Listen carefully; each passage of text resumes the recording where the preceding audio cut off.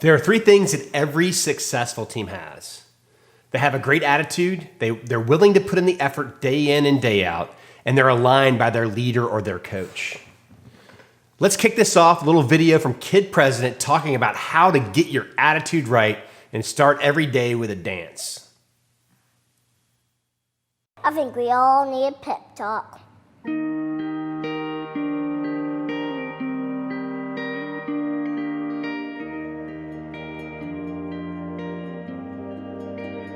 The world needs you to stop being boring. Yeah, you.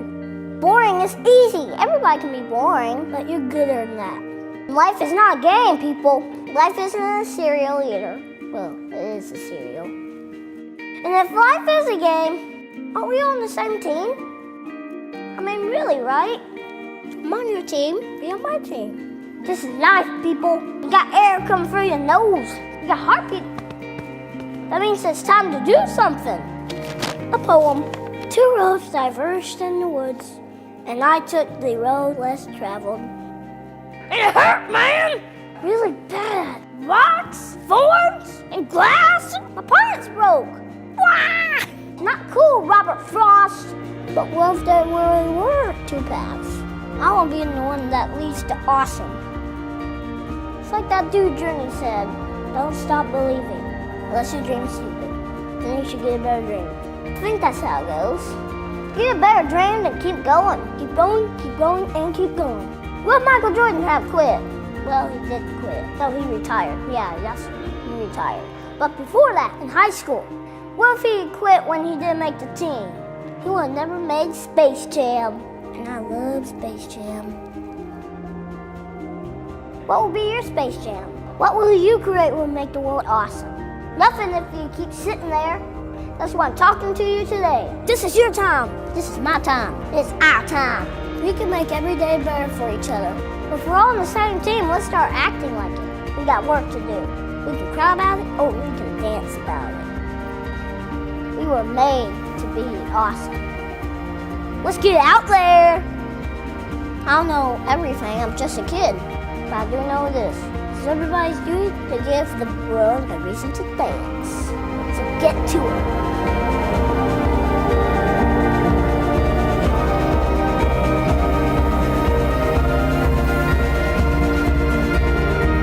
You've just been pep talked. Create something that will make the world awesome. Play ball. I honestly don't think I could have said it any better. The Kid President is amazing. You got to find a reason to dance every day and stay excited. But you also have to understand that a team is not a group of people that work together.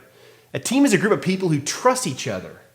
They're aligned. They are able to parrot the boss's, the owner's, the coach's vision and expectation for the future. At Exxon, our mission is simple. We want to build a group of bold business leaders with a warrior ethos, ready to grow, ready to collaborate, ready to innovate, and ready to thrive. Everyone that works with us, everybody in our organization knows our vision is to help 1,000 businesses in the next 10 years. What is your vision, and can your team parrot what you believe? They have to be like you. They have to think with you. They have to be on your team. The first step, as defined by Kouzes and Posner's 5 practice of exemplary leadership, is model the way. You need to set the example for your team day in and day out. Understand, leaders create the standards and set the example for high-performing teams. My favorite example is Ross Perot of EDS, Electronic Data Systems. It started in the mid-'60s. He grew that company to over $3 billion throughout his lifetime. He had one very significant rule. If you cheat on your spouse, you no longer work here. Now, it was pretty harsh, but a lot of people had to leave the company because they cheated on their spouse. And when he was asked about that specific rule, he said, if you're willing to cheat on your spouse, you're willing to lie in my company. You're willing to cheat on my company. He was a leader who set and created the standard for others to follow. He modeled the way for his team. And EDS grew to, like I said, an over $3 billion organization. The next step is inspire shared vision. You've got to see the future and what it looks like. You've got to talk to your team about what they want, and you've got to find a common purpose. You need to hear where they want to be and what their thoughts are, and then develop an inspired shared vision. John F. Kennedy did this the best in the 60s for the space race. In 1960, he said, in 10 years, we're going to put a man on the moon. And guess what? The entire country got behind him. And in 1969, we put our first man on the moon. If you want to lead a motivated, inspired team, you need to inspire a shared vision that everybody on your team knows and everybody on your team can tell everyone else what it is. The next step in this process is challenge the process. The foundation of the organization, where you're headed, the promises you make to customers, the model you've built your business around, the information they hear to make sure it's accurate and correct, the organizational structure, the culture, the talent, the complex, yourself. If you're not challenging the process at every step of the way and asking why and defining what it looks like, you will never be better than you are today. You need those people challenging you. You need those people pushing you. And if you inspire your team to challenge a process, your organization will grow exponentially at a rate you can't even imagine. Once you've set the example for others to follow, modeled the way, you've inspired a shared vision, you've challenged the process, you have to give your team the ability to make changes, enable them to act. The best example of this is what we do day in and day out with organizations. You have to define the bumpers for your team to operate within. If you've ever been to a bowling alley and seen a young child bowl, the bowling alley owners always put up those little rubber bumpers so the ball doesn't go in the gutter. Based on where your team is, you need to set the foundational rules to keep your team out of the gutter. Let them operate within that small span of space and make changes. As they get more experience, learn more about the organization and what they can do, remove the bumpers, give them a little more leeway to make decisions. It's okay to fail. The key about enabling others to act is challenging your team to push themselves to failure and then discussing why they failed and what they won't do again. The good news is in most businesses, nobody's going to die. But you can't get any better unless you empower people to make decisions on your behalf. And my final and favorite step is encourage the heart.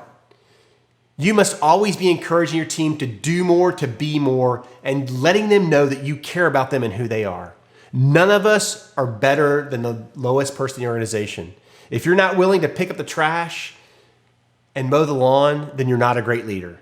You see, if your actions inspire others to dream more, learn more, and do more, and become more, then you're a leader, and you're leading a high-performing organization that's performing at an exceptionally high level. So let's talk about how we build these successful teams in a remote environment where we depend on Zoom, Google Hangouts, Cisco WebEx, whatever it is. The key is to leverage technology and keep your battle rhythm alive. Now, I know a lot of you are saying right now as you're listening, Dave, I don't have a battle rhythm. Well, that's cool because we're going to give you one today. We're going to give you some advice on how to create that battle rhythm and keep the team on track. You see, people that work at home typically want their boss to think they're busy and they're not focusing on the important stuff they need to. They're focused on making sure their boss thinks they're busy. So like I said a few minutes ago, the tools are out there. Unlike never before, we have tools to connect with anyone in the world. I'll give you an example. Every Friday I meet with one of my fellow coaches who lives just outside London in Yorkshire, England. We meet every Friday. We talk about what we're doing in our business and how we can improve. You can literally connect with anybody, anywhere, at any time if you just take the time to download the appropriate product and do it. It's not like it was 20 years ago. It's way easier. So pick your medium to work with your team and go execute. The Advantage Meetings model by Patrick Lencioni helps us define a battle rhythm for our team. It defines what meetings look like and how we interact. Roger Brown challenged me when I first took over in a large leadership role of a large organization to read the book Death by Meeting, which has been turned into the Advantage Meeting model. He said, if you don't read this before you go into your next leadership position, you will fail. But if you do read it, you're going to be giving your team things that they will appreciate you forever because they're going to know exactly what to expect from you on a day in and day out business. And he was right.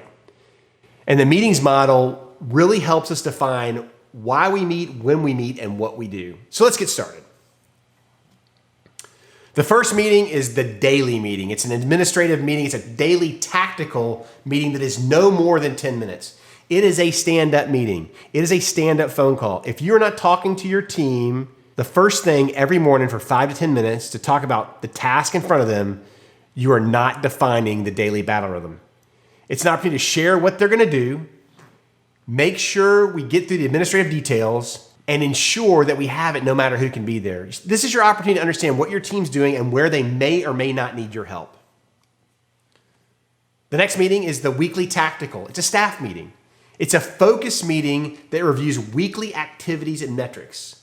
One of the things we talk about at Exton is the PIMA model: plan, execute, measure, and adjust. The weekly staff meeting is the ability to talk about your plan, look at your measurements, and make appropriate adjustments as you're executing throughout the week. It's a time to resolve your tactical challenges. It's not a time to talk about long-term strategic decisions for the organization.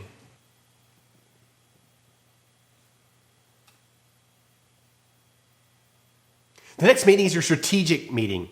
It's an ad hoc topical meeting. And what this means is it's a time you can take away from the organization and discuss ideas, kind of the rabbits you've been chasing, analyze what's going on in the organization, brainstorm out new ideas, and decide upon critical issues. You got to limit this to 1 or 2 topics. And I do this maybe once a month at the best.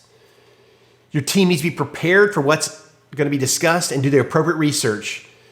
It's also a time for your team to engage in great conflict. The final meeting we're going to talk about is your developmental meeting, and it's your quarterly offsite review. It is an opportunity to review strategy, your competitive landscape, trends in your industry, key personnel, team development. You need to get out of the office and focus on work. This is a very limited structure meeting, and there is no really defined schedule. It's an opportunity to do some development and certification for your team. But most importantly, at the end of the day, you really need to recognize your high performers. This quarterly offsite is the difference between winning and losing long term, because it sets the sights for the next quarter. It sets your next 12-week period and allows you set and reach goals that are realistic and attainable. The reality to all of this is that 100% of your team wants a leader that leads. They want a leader that's engaged. They want a leader that's there for them day in and day out. And they want a leader that'll make a decision. Look, you're going to screw up. You're going to make bad decisions. It happens to all of us. But your unwillingness to make a decision will drive your team crazy. They want a group of people in charge that are taking them to a destination that's agreed upon and shared by the entire team. Why do you think most college football coaches say their goal is to win their conference, a national championship, etc.? The team knows exactly what they're working for in the off season, and they all hold each other accountable. Set your vision, share it with your team, receive input, add it to your vision, define the mission and the destination, and then give your team the tools to go do everything they can to be hugely successful. Let me tell you something. If tomorrow wasn't promised, what would you give for today?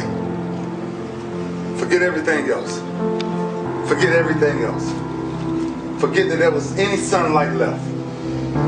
What would you spend today thinking about? Yourself or the man that's beside you? Or the man that you know you'll give everything in your heart for? We get one opportunity in life, one chance in life to do whatever you're going to do, to lay your foundation, to make whatever mark you're going to make, whatever legacy you're going to leave your legacy. And it's found through effort. Wins and losses come a dime a dozen. But effort, nobody can judge effort. Because effort is between you and you. Effort ain't got nothing to do with nobody else.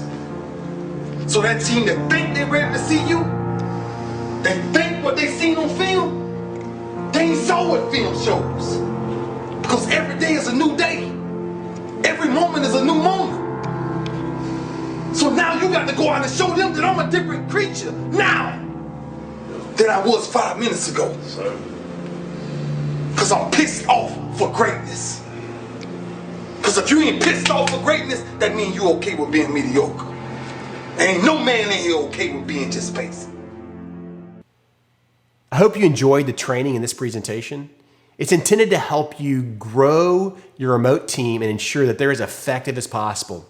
Look, leading a remote team is the best way to be successful, because if you can do it this way, you can do it anyway. You have the tools. Now it's time to go execute. Best of luck.